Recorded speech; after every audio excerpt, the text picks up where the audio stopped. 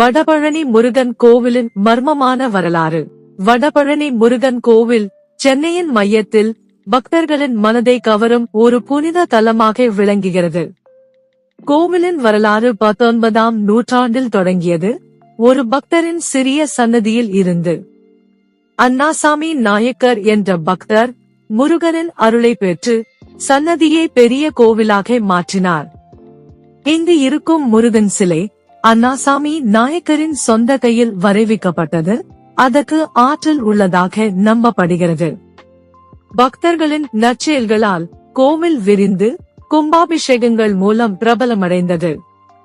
கோவில் கோபுரங்கள் மற்றும் தந்தக்கலை தமிழர் பாரம்பரியத்தின் சிறப்பை வெளிப்படுத்துகின்றன. இங்கு திருமணங்கள், குழந்தை சுமங்கல்யம் மற்ற அற்புதங்கள் நடைபெறுவது பக்தர்களுக்கு ஒரு நம்பிக்கை மையமாக உள்ளது. தைப்பூசம் மற்றும் கார்த்திகை தீபம் போன்ற திருவிழாக்களில் கோவில் சபதம் ஆனந்தமாக காணப்படுகிறது. இன்றைய வடபழனி முருகன் கோவில் ஒரு உலக புகழ்பெற்ற பக்தி மையமாக உயர்ந்துள்ளது.